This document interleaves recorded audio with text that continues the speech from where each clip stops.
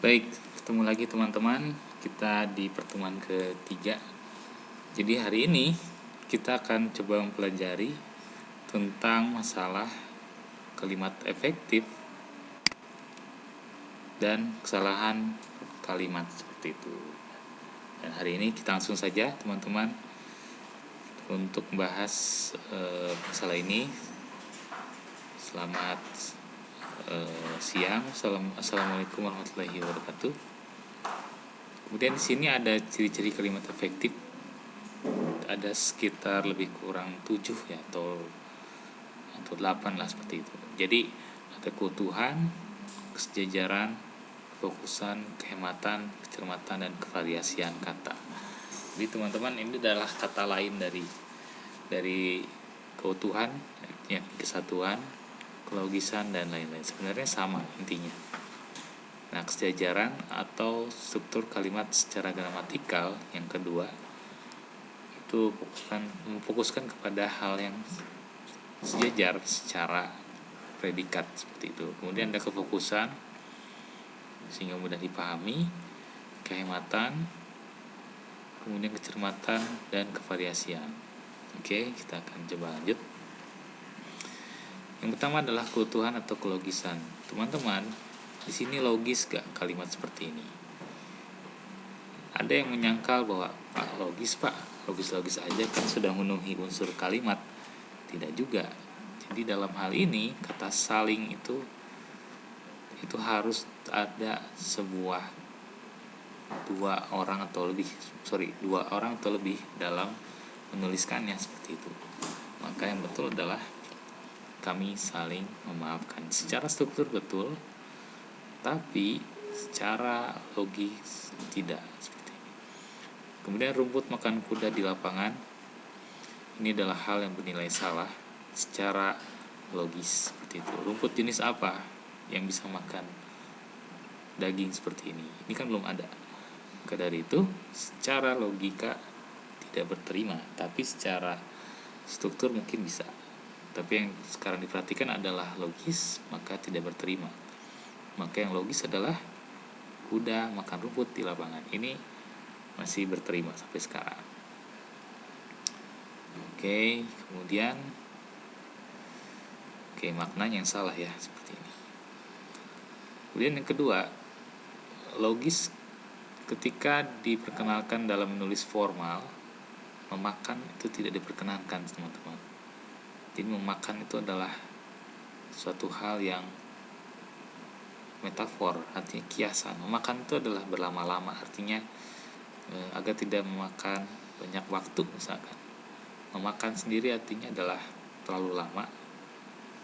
Boleh jadi seperti itu maknanya, namun tidak diperbolehkan ketika dalam menulis seragam formal seperti itu.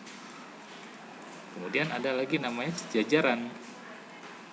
Adalah kesamaan bentuk kata yang digunakan secara konsisten, misalnya kesatuan, kemakmuran, kedamaian, dan lain-lain.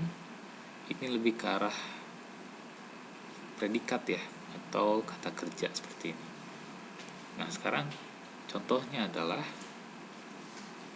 polisi segera menangkap pencuri itu karena sudah diketahui sebelumnya. Ini adalah tidak sejajar. Kenapa kira-kira? Ya, karena dalam hal ini dia sudah sejajar kata kerjanya seperti itu. Jadi kata kerja itu harus sejajar. Pilih salah satu, aktif semua atau pasif semua. Nah, seperti ini. Nah, ini ada menangkap nih dan juga mengetahui. Jadi dalam bahasa Indonesia seragam formal, pilih salah satu bentuk kata kerja, mau pasif semua atau aktif semua jika dalam satu kalimat seperti itu, atau satu klausa kalau dalam hal yang lebih rinci lagi. Jadi dalam satu kalimat harus memilih salah satu bentuk kata kerja. Nah, ini contohnya. Kalau kata kerja aktif diawali dari kata me dan ber. Kemudian kata kerja pasif diawali dari kata di, ter, dan ke. Boleh jadi seperti itu. Dan kemudian ini ada sebuah kalimat yang boleh jadi belum sejajar. Namun jika disejajarkan maka menjadi apa? Seperti ini. Ya, bisa kan? Kalau dalam yang ini, yang nomor 1, pertemuan boleh jadi adalah kata kerja pasif. Kemudian bertemu itu juga sebenarnya adalah aktif juga sebenarnya. Tapi dikatakan salah karena tidak sejajar semuanya. Maka yang sejajar adalah kalian bisa menuliskan dengan awalan me semua menjadi seperti ini. Oke, bisa kalian lihat di Pawijono Bahasa Indonesia untuk mata kuliah pengembangan kepribadian di perguruan tinggi, seperti itu. Nah, teman-teman, yang ketiga adalah kefokusan. Jadi harus fokus, pesan terpenting agar mudah dipahami maksudnya. Jadi dalam hal ini pesan yang dimunculkan itu yang lebih pokok, yang lebih fokus, seperti itu. Nah, dalam hal ini kita kan menganut sistem SPOK ya. Kalau dalam SPOK itu maka subjek yang didahulukan terlebih dahulu, tidak predikat atau objek lainnya, seperti ini. Jadi kita lihat dulu susunannya, apa yang harus dikedepankan terlebih dahulu. Boleh jadi adalah subjek seperti ini. Seperti contohnya, sulit ditingkatkan kualitas dan kuantitas produk hortikultura ini. Nah, teman-teman, ini tidak fokus karena apa yang ditingkatkan juga tidak ada di depannya, seperti itu. Dan dalam hal ini bisa kita tukar menjadi produk hortikultura. Jadi subjek dan sulit ditingkatkan adalah sebuah predikat, kemudian kualitas dan kuantitasnya boleh jadi itu adalah pelengkap, seperti itu. Kemudian fokus jadi lebih ke arah pola ya, seperti itu. Dan kemudian kehematan, seperti ini. Dalam bahasa sastra Indonesia sebenarnya kehematan itu lebih ke arah penulisan dan juga agar tidak terjadi banyak tafsir ya, seperti itu. Intinya adalah kehematan, tidak terlalu banyak tulisannya. Jadi buku itu saya sudah baca, ini sebenarnya terbawa dari bahasa daerah. Buku itu saya sudah baca, atau bahasa asing juga seperti itu. Nah, yang efektif yakni saya sudah baca buku itu. Itu adalah hal yang efektif jika harus dihemat, intinya seperti itu. Dan penjamakan kata yang sudah berbentuk jamak, misalkan para warganet tidak menuliskan keterangan dalam kolom klarifikasi tersebut. Kenapa dikatakan salah? Karena warga dan para itu adalah merupakan sebuah hal yang jamak. Warganet adalah hal yang jamak, teman-teman. Jadi sebentar.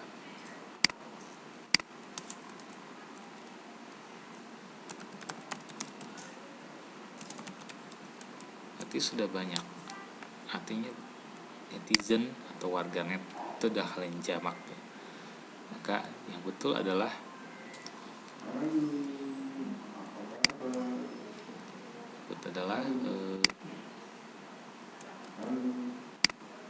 seperti ini juga ada betul.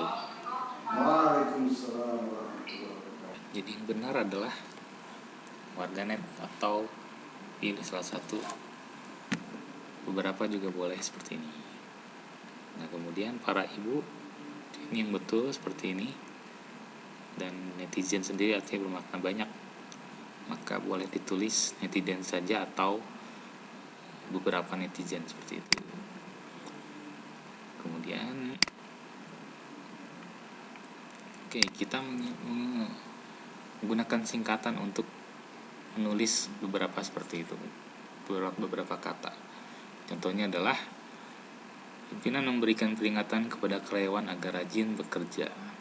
Benar tapi tidak hemat, boleh jadi. Yang hemat adalah pimpinan memperingatkan karyawan agar rajin bekerja. Jadi yang dalam hal ini memberikan peringatan bisa kita hemat menjadi memperingatkan. Memberikan teguran bisa kita hemat menjadi menegur, seperti itu. Jadi kata hemat itu diperbolehkan dalam kalimat efektif seperti itu. Kemudian kecermatan dan kesantunan, teman-teman. Kecermatan lebih ke arah pemilihan kata sebenarnya. Jadi dalam contohnya misalkan pada bulan itu bertepatan dengan bulan bahasa. Jadi pada sendiri sebenarnya tidak tepat karena itu menunjukkan sebuah waktu, bukan menunjukkan sebuah peristiwa. Seperti misalkan bulan itu bertepatan dengan bulan bahasa. Jadi langsung saja, ini lebih efektif. Contohnya yang lain adalah penggunaan waktu, misalkan pada tanggal 17 Agustus itu juga pas, itu adalah penggunaan waktu. Kemudian tempo, misalkan pada siang hari, jadi tempo pada siang hari itu masuk ke dalam atau bisa digunakan kata pada seperti itu. Nah, yang lainnya adalah manusia ialah orang. Benar dan cermat. Kenapa? Karena kata ialah sendiri, manusia sebenarnya adalah sinonim dengan kata orang, maka digunakan kata ialah. Jadi teman-teman, ini kan bukan definisi ya. Kalian mungkin tahu istilah definisi atau pengertian. Hal yang membutuhkan sebuah definisi biasanya adalah berasal dari kosakata atau istilah-istilah asing. Tapi kalau dalam hal ini kata ialah itu menunjukkan sebuah sinonim. Maka bedakan antara sinonim dan definisi. Misalkan di bawah adalah definisi. Manusia adalah makhluk sosial yang selalu membentuk komunitas sosialnya. Ini adalah sebuah definisi. Maka yang dipakai adalah kata adalah, seperti itu. Ini bentuk-bentuk seperti ini tolong dibedakan ya. Mana yang disebut definisi atau pernyataan, mana yang disebut dengan pernyataan atau sinonim, dan mana yang disebut sebagai definisi, seperti itu. Kemudian ada lagi namanya kesantunan. Jadi dikerjakan dan dilakukan, maka berbeda kata kerjanya. Dalam hal ini, sebagaimana telah ditetapkan, pekerjaan itu biasanya dikerjakan 2 kali seminggu. Ini secara kesantunan tertolak karena berbelit-belit seperti ini. Bisa diganti menjadi sebagaimana telah ditetapkan, pekerjaan itu biasanya dilakukan 2 kali seminggu. Ini hal yang boleh jadi diterima dan tidak ada pengulangan saat itu. Maka dari itu digunakanlah yang dilakukan. Kemudian kesalahan struktur, teman-teman. Kalau dikatakan menurut para ahli, jadi dalam hal ini kalau kalian menuliskan kata atau ingin mengutip, maka silakan pilih salah satu. Misalkan menurut ahli hukum, salah, karena ahli hukum itu sudah cukup kata ahli hukum sendiri, tidak usah kata menurut. Menurut kan pasti akan menuliskan subjeknya kan, tulis saja ahli hukum, seperti itu. Atau kalau kalian ingin lebih detail seperti di bawah ini, menurut Andi, misalkan ahli hukum dari UNJ, ini adalah hal yang lebih detail. Jadi kata menurut itu sebenarnya merujuk kepada hal yang lebih detail. Nah, kalau ahli hukum menyatakan yang bawah seperti yang saya katakan tadi, jika belum ada detailnya, boleh kalian kutip atau tuliskan saja kata gantinya. Misalkan ahli hukum, kita nggak tahu namanya, maka tulis saja ahli hukum, seperti itu. Ahli pidana, kemudian ahli metafisika dan lain-lain, seperti itulah. Nah, ini sering kita gunakan, teman-teman. Beberapa hal yang kita sering gunakan namun secara kebahasan formal itu belum berterima. Misalkan Jakarta memiliki pusat perdagangan terbesar di ASEAN. Ini hal yang salah atau dalam hal ini belum berterima. Ini adalah kata pasif. Maka dari itu hilangkan kata di pada awal kalimat. Maka menjadi seperti ini. Jakarta memiliki pusat perdagangan terbesar di ASEAN. Nah, jadi dalam hal ini kata di sendiri sebenarnya tidak tepat karena sudah mencakup subjek Jakarta. Jadi Jakarta sendiri sebenarnya ini hal yang bentuk yang salah. Tulis aja Jakarta seperti ini. Yang di bawah 1A, Jakarta memiliki pusat perdagangan terbesar di ASEAN. Kemudian di Jakarta terdapat pusat perdagangan terbesar di ASEAN. Jika memang kalian ingin menuliskan bentuk pasifnya seperti ini, boleh. Tapi kata kerjanya harus diubah menjadi pasif seperti ini. Oke, nanti ini harus banyak berlatih sebenarnya, karena kalau enggak kalian sulit seperti itu. Oke, kita lanjut. Tanpa unsur predikat, menempatkan kata yang di depan predikat dengan kata ini, predikat berubah fungsi menjadi perluasan subjek. Misalnya, petani yang bekerja di sawah, itu dikatakan salah. Kenapa? Karena harus mengandung perluasan. Misalkan, petani yang sudah tua renta itu masih bekerja di sawah. Ini hal yang efektif. Kenapa? Karena mengandung arti perluasan. Jadi meluas seperti itu yang diutamakan jika ada kata bentuk perluasan seperti kata yang ini. Kenapa? Karena dalam kata yang atau misalkan dalam bentuk butuh perdetailan, maka kata yang menjadi hal yang menjadi detail. Ini yang A, bentuk A tidak begitu detail. Jadi petani yang bekerja di sawah, petani yang mana? Banyak petani yang bekerja di sawah, tapi yang sudah tua renta itu masih bekerja di sawah. Ini adalah hal yang efektif. Oke, ini sebenarnya jarang terjadi ya, seperti itu. Nah, saya akan coba menjelaskan ini.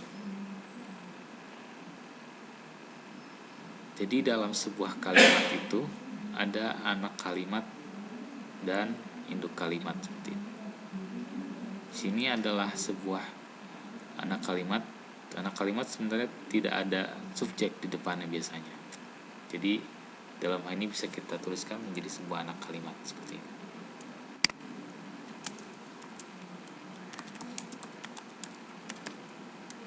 Nah, seperti ini. Ini adalah anak kalimat karena tidak terdapat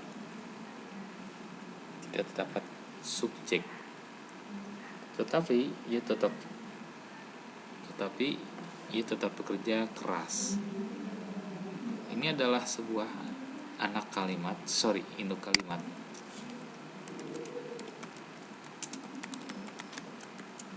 Karena terdapat tetapi ia.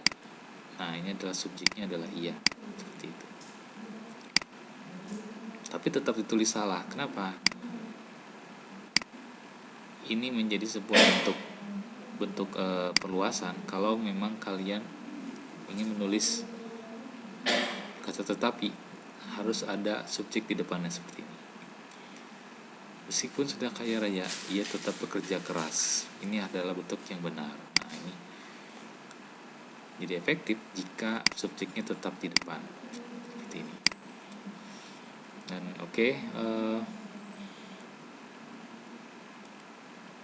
terakhir, misalkan di sini ada kevariasian kalimat.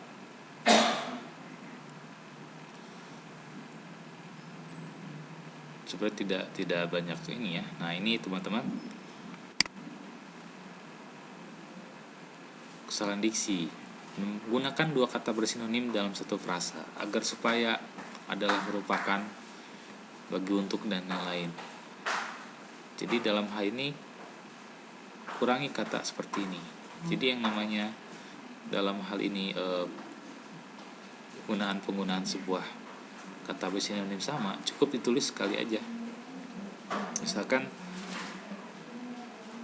saya maju ke depan, maju pasti ke depan, maka secara diksi itu hal yang salah.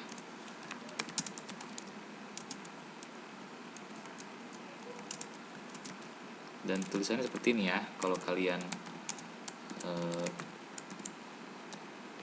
kalian menuliskan kata tempat, maka dipisah. Yang betul adalah saya ke podium, seperti itu.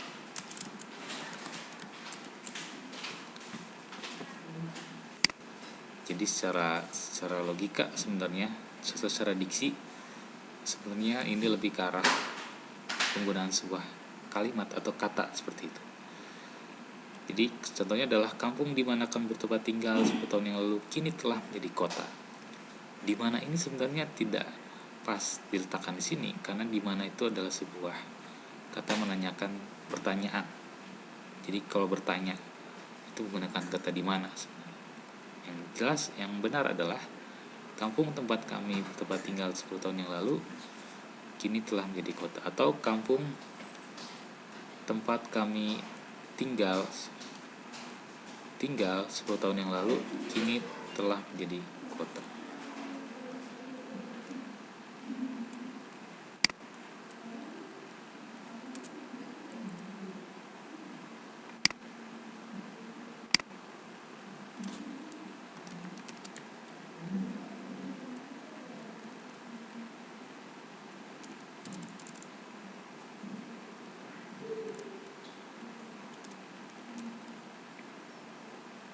Betul adalah kampung tempat kami yang telah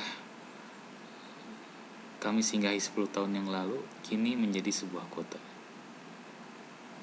Nah, teman-teman, di mana itu adalah hal yang salah. Jadi di mana itu tepatnya lebih ke arah menanyakan atau pertanyaan seperti itu. Oke, kita lanjut. Oke, ini adalah bentuk-bentuk